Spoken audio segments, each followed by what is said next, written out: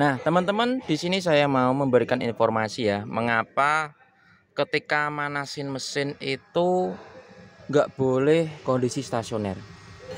Seperti ini ya. Kalau waktu on mau di starter, kok terlihat AC nyala, lebih baik dimatikan dulu. Biar nanti waktu di start kompresornya nggak ikut nyala, kena hentakan, bisa menyebabkan umur dari kompresor itu tidak kuat tahan lama ya, cepat rusak karena beban dari lakernya dengan hentakan dari putaran mesin.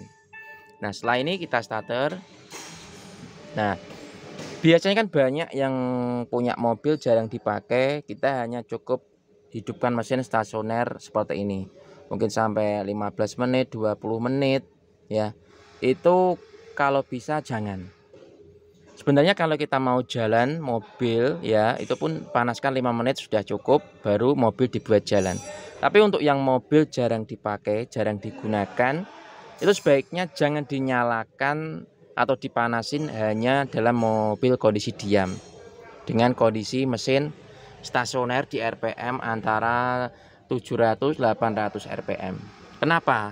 Nah, di sini saya memberi info ya teman-teman ya. Pertama itu agar sirkulasi dari oli benar-benar kecepatannya penuh, dapat memutar lebih cepat, melumasi bagian-bagian yang bergerak. Karena dengan kita jalan pasti RPM itu lebih dari 1000, bahkan bisa lebih dari 2000 ya kalau kecepatannya tinggi. Entah itu nanti Anda mau keliling komplek, keliling perumahan, keliling jalan hanya sekitar 5 km atau 10 km. Tapi kan di situ nanti ada namanya pelumasan dengan kecepatan engine yang lebih tinggi dibanding kondisi stasioner seperti ini.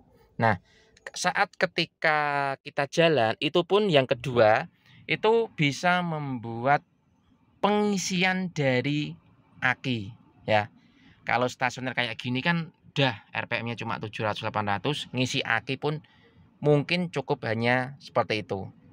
Tapi kalau kita jalan kondisinya penuh, kecepatannya agak 2000, 3000 bahkan kalau kecepatan tinggi, itu nanti akinya ngisinya akan maksimal. Jadi kesehatan aki, umur aki itu akan lebih panjang dan lebih sehat dibandingkan yang hanya di posisi diam dihidupkan secara stasioner.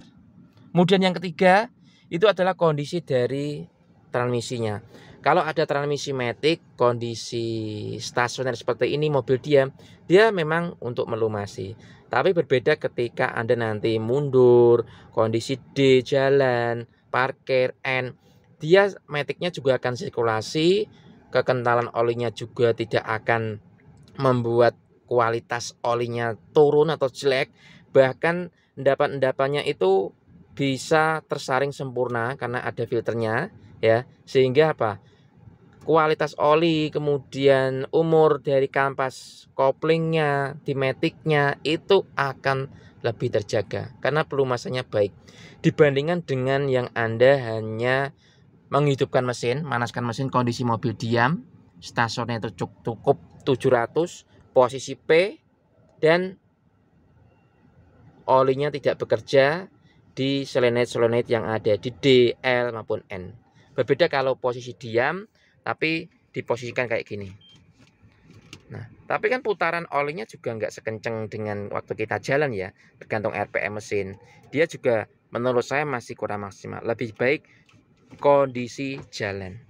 Kemudian yang ketiga, yang terakhir nih teman-teman, adalah kondisi dari kampas rem. Kampas rem kalau seperti ini, mobil P, stasioner, dia kampas remnya lengket ya. Dia membuat kampas rem itu tidak bekerja dengan baik. Bahkan kalau Anda mobilnya itu habis dicuci dan mobilnya Anda itu langsung diam di garasi, nanti membuat mobil Anda itu lengket. Seperti ini di tromol juga bisa membuat remnya lengket, bahkan yang belakang model Cakram, misalkan di Pajero atau mobil lain, itu bisa bahkan lengket. Yang depan juga bisa. Nah, yang depan pun sama ya teman-teman ya. Jadi kalau kita manasin mobil sambil jalan, nanti kan kita pasti namanya ngerem. Dia ada pergerakan dari kampasnya, dari piringannya, akhirnya tidak membuat lengket.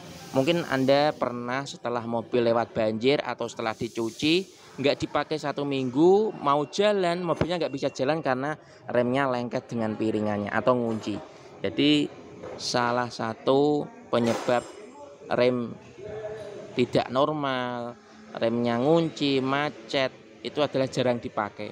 Makanya kalau punya mobil, daripada dipanasin di kondisi mobil diam, saya sarankan dipanasin sambil mobil buat jalan-jalan. Entah itu 10 km, 50 km dengan kecepatan tinggi atau kecepatan rendah.